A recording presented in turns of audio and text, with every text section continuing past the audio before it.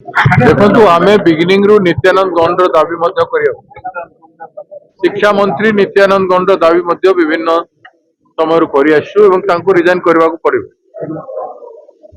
अनेक बार सबु ब्लॉक रे धारणा है, सबु ब्लॉक रे रैली है, विक्षोभ है, सबु डिस्ट्रिक्ट हेडक्वार्टर रे विक्षोभ है, तार सत्वे ओडिशा सरकार ध्यान जाऊन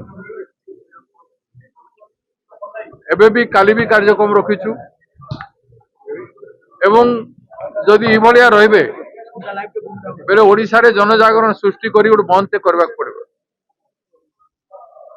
आमे 7 रु 10 दिन टाइम देइछु, ए भितरे नित्यानंद गौंड रिजाइन करंतु, जदि रिजाइन करिवे नाही पाठ्यक्रम को जो हिसाब रे विवरण करिसन प्रथम रु लेके अष्टम श्रेणी पर्यंत छात्र छात्री माने भविष्य रे केमती गुलाम हेबे तार व्यवस्था करा जाय।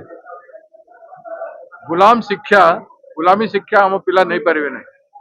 प्रत्येक माँ बापा चिंतित अच्छा सरकारी स्कूल को कहीं जीवे नहीं, ओडिया किए पढ़े ना, केड़े बड़ भूल है कहीं कई भी चाहिए नहीं बापा माँ जे पिला माने गुलाम हो, कई भी चाहिए पिला माने जो ज्ञान आहरण करने कथा प्राइमरी एवं एलिमेंटरी लेवल रे से ज्ञान आहरण करिवार जदि सुजोग पाइबे नहीं बापा माँ कहीं सरकारी स्कूल रे पढ़ेबे। सरकारी प्राइमरी एलिमेंटरी को सब बंद करिवार एटा होचे षडयंत्र।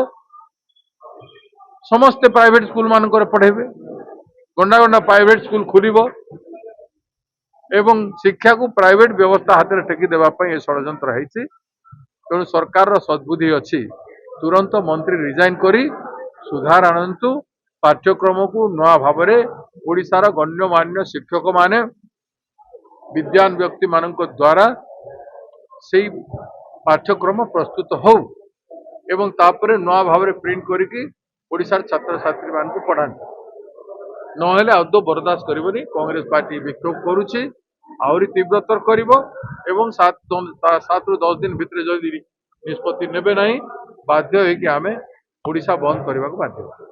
केंद्र सरकार जो आनिछन्ते टैक्स परीक्षा ସେଥିରେ କିଛି ନାହିଁ, गोटे पेनाल्टी प्रोविजन रखिछन्ती जो द्वार गुड़ाक खोला होइछि प्रश्नपत्र लीक पाई से द्वार गुड़ाक बंद करबा पई किसी योजना करिसन्ती। प्रिंटिंग प्रेस टू नहीं करी एग्जामिनेशन हॉल पर्यंत जो सब द्वार रही क्वेश्चन पत्र लीक हबार जेते बाट खोला होइछि ताकू बंद कर दिया, तो ताकू बंद करने से व्यवस्था अच्छे। आम नेता राहुल गांधी जी बारंबार कहते व्यवस्था परिवर्तन कर एवं जो छात्र छात्री माने जो अभिभावक माने कोटी कोटी टंका लक्ष लक्ष कोटी टंका खर्च कर 5 वर्ष भितर 9 कोटी पिला प्रस्तुत है जो एग्जाम दौरान 9 कोटी पिला जो खर्च कर एवं चाकरी केते रही सेटा केते एवं देशर अव्यवस्था कहीं व्यवस्थित करने सरकार कौन कौन सरकार कहवा कथा एथिरे किछि नहीं। बिल द्वारा किछि हबार नहीं। 2024 रे गोटे क्वेश्चन पत्र लीक होता गोटे कमिटी कराइला राधाकृष्णन